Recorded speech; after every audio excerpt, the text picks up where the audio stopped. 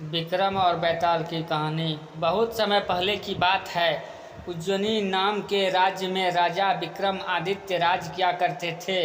राजा विक्रमादित्य की न्यायप्रियता, कर्तव्यनिष्ठता और दानशीलता के चर्चे पूरे देश में मशहूर थे।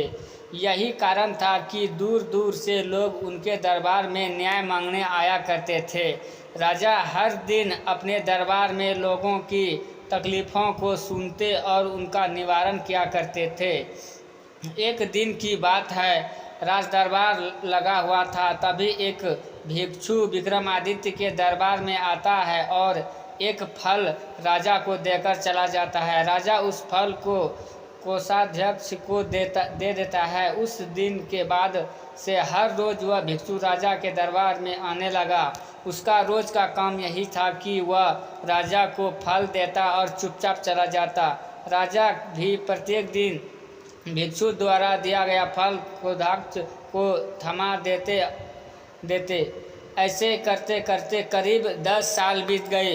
एक दिन जब भिक्षु फिर राजा के दरबार में आकर फल देता है तो इस बार राजा फल कोषाध्यक्ष को नहीं देकर वहाँ मौजूद एक पालतू बंदर के बच्चे को दे देते हैं।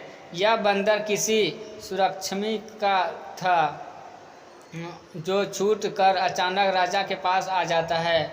जब बंदर उस फल को खाने के लिए तोड़ता है तो उस फल के बीच एक बहुमूल्य रत्न निकलता है। उस रत्न की चमक को देख राज दरबार में मौजूद सभी लोगों हैरत में पड़ जाते हैं। राजा भी यह नज़ारा देख आश्चर्य में पड़ जाता है। राजा कोषाध्यक्ष को इससे पूर्व भिक्षु द्वारा दिए गए सभी फलों के बारे में पूछता है। राजा के पूछने पर कोषाध्यक्ष बताता है कि महाराज, मैंने उन सभी फलों को राजकोष में सुरक्षित रखवा दिया है। मैं उन सभी फलों को अभी लेकर आता हूँ। कुछ देर बाद कोषाध्यक्ष राजा को आकर बताता है कि सभी फल सड़ गल गए हैं।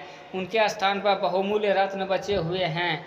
यह सुनकर राजा बहुत खुश होता है और कोषाध्यक्ष को सारे रत्न सौंप देता है। अगली बार जब भिक्षु फल लेकर दोबारा विक्रमादित्य के दरबार में पहुंचा तो राजा कहते हैं, भिक्षु, मैं आपका फल तब तक ग्रहण नहीं करूंगा जब तक आप यह नहीं बताते कि हर दिन आप इतनी बहुमूल्य भेंट मुझे क्यों अर्पित करते हैं। राजा की यह बात सुन भिक्षु उन्हें एकांत स्थान पर चलने को कहता है। एकांत में ले जाकर भिक्षु राजा को बताता है कि मुझे मंत्र साधना करनी है और उस साधना के लिए मुझे एक वीर पुरुष की ज़रूरत है। क्योंकि मुझे तुमसे वीर दूसरा कोई नहीं मिल सकता, इसलिए यह बहुमूल्य उपहार तुम्हें दे जाता है। भिक्षु की बात सुन राजा विक्रमादित्य उनकी सहायता करने का वचन देते हैं। तब भिक्षु राजा को बताता है कि अगले अमावस्या की रात को उसे पास के शमशान आना होगा, जहां वह मंत्र साधना की तैयारी करेगा। इतना कहकर भिक्षु वहां से चल जाता है।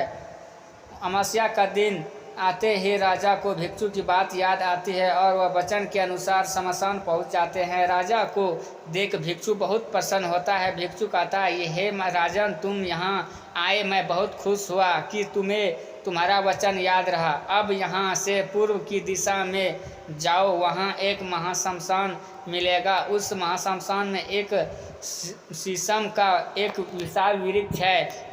उस वृक्ष पर एक मुर्दा लटका हुआ है। उस मुर्दे को तुम्हें मेरे पास लेकर आना है। भिक्षु की बात सुनकर राजा सीधे उस मुर्दे को लाने चल देता है। महाशमशान में पहुंचने के बाद राजा को एक विशाल शीशम के पेड़ पर एक मुर्दा लटका हुआ दिखाई देता है। राजा अपनी तलवार खींचता है और पेड़ से बंधी डोर को काट देता है। डोर कटते ही मुर्दा जमीन पर आ गिरता है और जोर से चीखने की आवाज़ आती है।